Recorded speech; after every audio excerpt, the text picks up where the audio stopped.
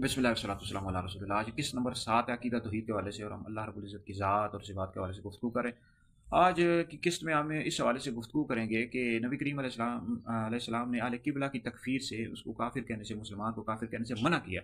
तो आज हम इस हवाले से वज़ाहत करेंगे और आपको तफ़सील के साथ बताएंगे। वैसे तो इस हवाले से बहुत ज़्यादा बहस है, लेकिन आपको मुख्तसर तौर पर कि नबी करीम अलैहिस्सलाम ने अहले किबला को काफ़िर कहने से मना किया, इससे क्या मुराद है, कौन से ऐसे लोग हैं कि जिनको काफिर कह सकते हैं और किनको काफिर नहीं कह सकते। बहुत लंबी चौड़ी बहस है, लेकिन मैं मुख्तसर तौर पर आपको बता देता हूँ। सबसे पहले सवाल से हदीस में जिक्र कर देता हूँ कि नबी करीम अलैहिस्सलाम ने अहले किबला, यानी जो बंदा अल्लाह रब्बुल इज़्ज़त को एक मानता है, नबी करीम अलैहिस्सलाम को अल्लाह रब्बुल इज़्ज़त का आखिरी नबी मानता है, उसको काफिर कहने से मना किया। जैसे मजमू ज़वाइद लिल हैसमी जिल्द नंबर 1 में हदीस मौजूद है, नबी करीम अलैहिस्सलाम ने फरमाया ला तुकफिरु अहदन मिन अहलिल किबला थे, कि अहले किबला में से किसी को भी काफिर न कहो।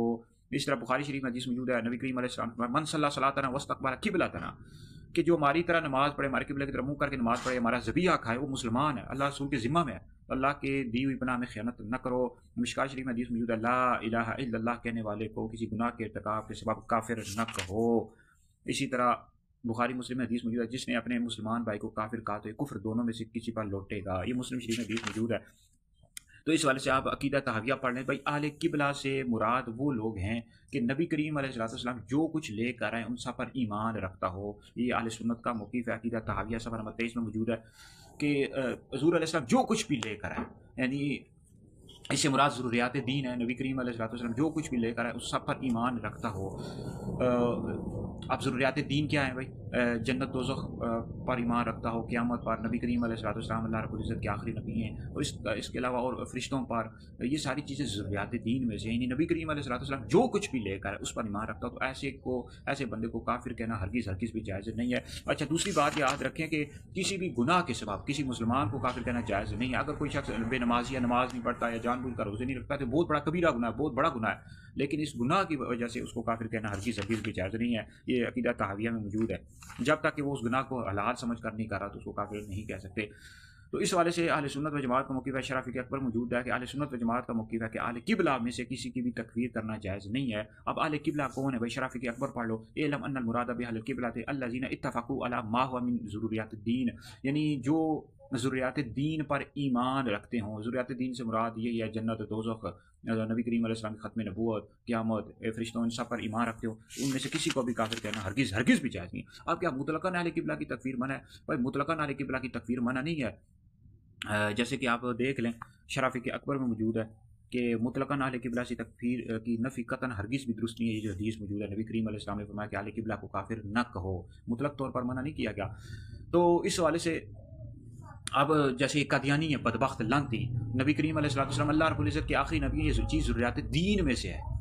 ये चीज़ ज़रूरियात दीन में से, आप ये कादियानी बदबख्त अल्लाह रब्बुल इज़्ज़त को एक मानते हैं, नबी करीम अलैहिस्सलाम को अल्लाह रब्बुल इज़्ज़त का नबी मानते हैं, लेकिन आखिरी नबी नहीं मानते, तो क्या हम इनको काफिर नहीं कहेंगे? काफिर कहेंगे, क्योंकि नबी करीम अलैहिस्सलाम का आखिरी नबी होना ज़रूरियात दीन में से है। तो मुतलक तौर पर अहले किबला की तकफ़ीर मना नहीं है।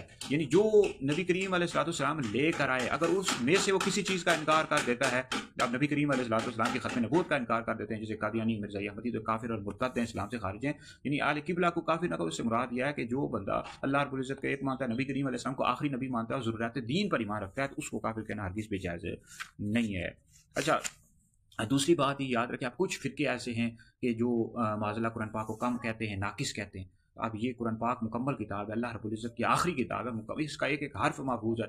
अब जो इस पर ईमान ही नहीं लाता है, नहीं रखता ही नहीं है कि उसका यानी कुरान पाक मुकम्मल है, तो ऐसा शख्स भी काफिर और मुर्तद है, इस्लाम से खारिज है। इस तरह कुछ फ़िरके ऐसे हैं जो नबी करीम अलैहिस्सलाम का से मुतलक इल्म गैब की नफ़ी करते हैं, हुज़ूर के पास इल्म गैब नहीं था, तो ऐसा शख्स भी काफिर और मुर्तद है। तो याद रखें, मसाइल 3 तरह के होते हैं। अब एक मसला, एक चीज़ ज़रूरियात दीन है, यानी जन्नत, दोज़ख, क़यामत, नबी करीम अलैहिस्सलाम की ख़त्म नबूवत, अल्लाह रब्बुल इज़्ज़त वहदहू ला शरीक है। ये चीज़ें ज़रूरियात दीन में से, आप इसमें इसका इनकार करने वाला शख्स काफिर और मुर्तद है, इस्लाम से खारिज है, अगरचे वो अपने आप को मुसलमान कहता रहे।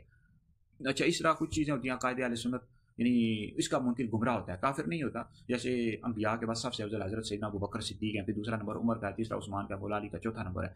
अब ये चीज़ें, यानी जो बंदा मौला अली को अबू बकर उमर से अफ़ज़ल कहता है, सब बंदा गुमराह बद्दीन है और अहले सुन्नत व जमात से खारिज है। तीसरी चीज़ ऐसी होती है जिसका मुनकिर काफिर नहीं है, ना ही गुमराह है, जैसे कि नबी करीम अलैहिस्सलाम के पास क़यामत का इल्म है या नहीं है, तो इस वाले से भी इख्तिलाफ है। इसका मुनकिर काफिर नहीं है, गुमराह नहीं है, ठीक है।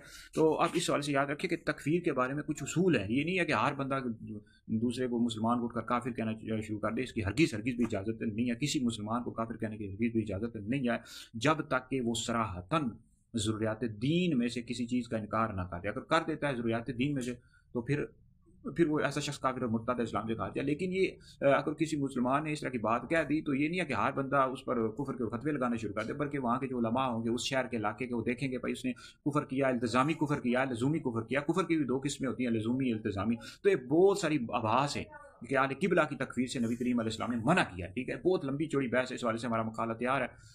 تو اس حوالے سے میں نے آپ کو مختصر طور پر بتا دیا. تو بہرحال یاد رکھے کسی بھی مسلمان کو کافر کہنے کی ہرگز بھی اجازت نہیں ہے جب تک کہ وہ ضروریات دین پر ایمان رکھتا ہو، نبی کریم علیہ السلام کو آخری نبی مانتا ہو، اللہ رب العزت کو وحدہ لا شریک مانتا ہو، جنت دوزخ پر ایمان رکھتا ہو، قیامت پر ایمان رکھتا ہو، اور قرآن پاک کو اللہ رب العزت کی آخری کتاب مانتا ہو. تو یہ چیزیں ضروریات دین میں سے ہیں، اس کو کافر کہنے کی ہرگز بھی اجازت نہیں ہے. تو بہرحال ہم عقیدہ توحید کے حوالے سے تفسیر کے ساتھ گفتگو کر رہے ہیں.